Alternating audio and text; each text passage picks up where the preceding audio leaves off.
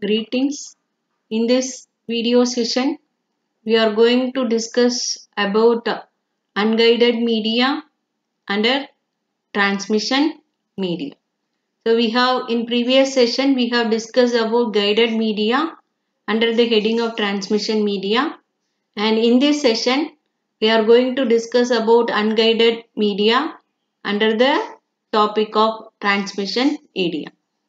So here in this unguided media, so all the communication will be in the form of wireless, where in the case of guided media everything is in the concept of wired, right?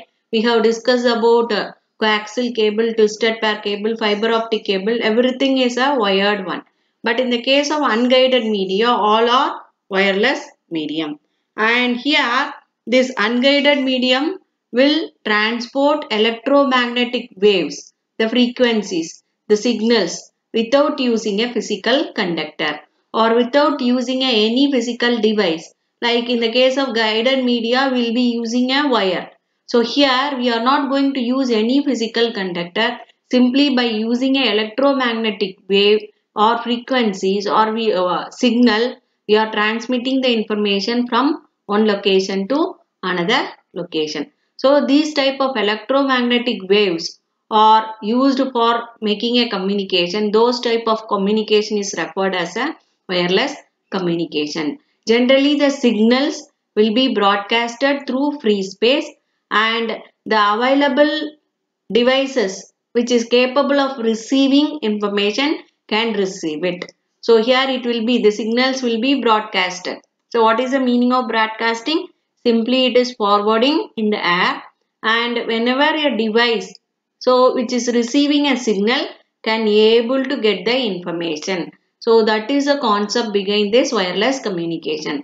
The electromagnetic spectrum will be ranging from 3 kHz to 900 terahertz used for wire. This range, that is 3 kHz to 900 terahertz, is used for wireless communication. These unguided signals can travel from the source to destination in several ways. There are three different important categories in which the signals will travel from source to destination. One is called ground propagation, the second one is called sky propagation, and third one is called as a line of sight propagation. So these are the three ways in which the signals can travel from one location, that is a source, to destination. So when you talk about the ground propagation, here the capacity will be less than 2 MHz, right? So and it is also called as a ionosphere. So here the range of communication is called as the coverage range of communication is called as ionosphere, and it is having 2 MHz. And in the case of sky propagation, it will be ranging from, that is above 2 to 30 MHz communication will be used for this sky propagation. You can see that this is the earth, surrounding earth coverage will be covered, that is for 2 MHz. And here you can see that you will be having a satellites, or that is you are having a tower, and it will cover the area of some range.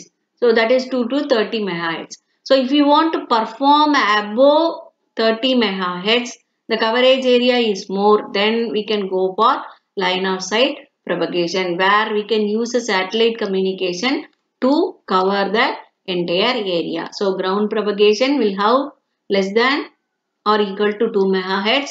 Above 2 MHz, less than 30 MHz will use sky propagation, and above 30 MHz will use line of sight propagation. So these are the three different types of propagation is available under unguided media. So here in ground propagation, radio waves travel to the lowest portion of the atmosphere, hugging the earth. Hugging is nothing but the closing to the earth. The distance coverage is only 2 MHz. So the distance depends on the amount of power in the signal. The greater the power, the greater the distance. The coverage area will be based on the signal. And sky propagation is the next one. So it is having a higher frequency than ground propagation, and it will upward towards ionosphere. So the coverage area will be above the earth, that is in the sky, right? That is the reason why it will be used for greater distances. right? It will provide greater coverage area than ground propagation. And third one is line of sight propagation. It will provide high frequency signal and it will be transmitted directly from antenna to antenna. For that we are using a satellite.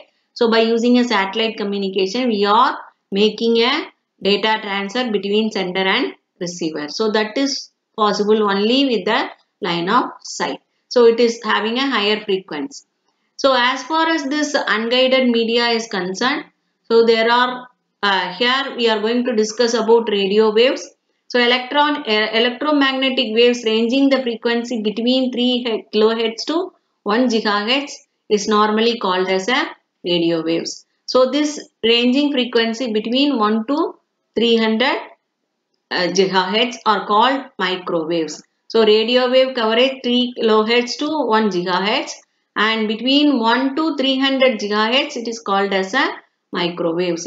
Radio waves for the most part is a omnidirectional. So we'll see what is omnidirectional, how this coverage will be there in the next slide. So radio waves, particularly those waves propagate in the sky mode, can travel long distance. And here this radio waves good candidate for long distance broadcasting such as AM or FM radios.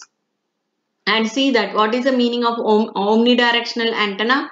Here radio waves use omnidirectional antenna that send out signal in a direction, a particular direction. See this here, in all direction the coverage area will be there. The strength will be very high here and less than this, less than this and less than this. Whenever you are moving out of this closer away from this tower, then automatically the signal strength will be reduced. So here what is the application for radio waves? The omnidirectional characteristics of radio waves make them useful for multicasting, in which there is a sender but many receivers. So like the AM FM radio, right? The radio station is one, but more number of people is receiving this information simultaneously. That is the meaning of multicasting. Then the second one is microwave.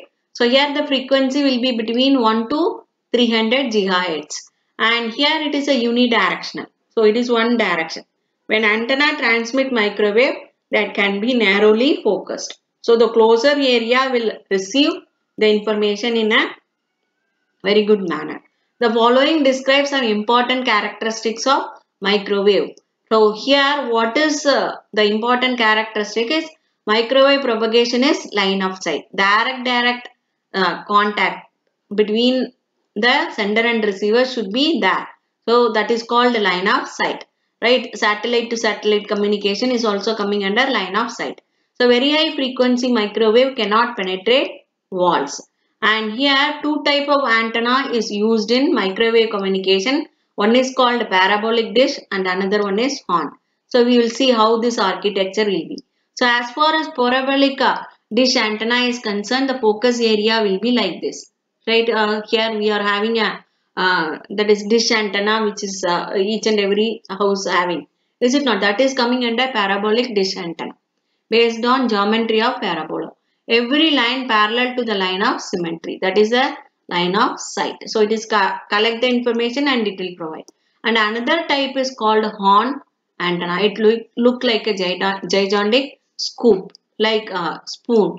So outgoing transmissions are broadcasted up a stem and deflected outward in a series of narrow parallel beam by the curved head. So here it will be passed. The waveguide will be going in this direction and here there is a funnel. So with the funnel it will be going in upward direction. The parallel beams can be generated from the narrow end. And the third category is infrared. Infrared will be ranging from the frequency of 300 GHz to 400 terahertz. The wavelength will be 1 millimeter to 770 that is nanometer. So can be used. That is a micro level infrared communication is also possible. So it is having a high frequency but it cannot penetrate wall. Right? And the application of infrared signals can be used for short range communication in a closed area using a line of sight propagation. So here what we have discussed in this transmission medium is we discussed about unguided media. So where under the unguided media, we have discussed what are all the category of unguided media is available. So what are they? So we are having that is a propagation type we have discussed. After propagation type, we have discussed what is radio waves and then what is microwave and also what is the infrared transmission. So these are the things which we are going to use for making a communication between source and destination. Thank you.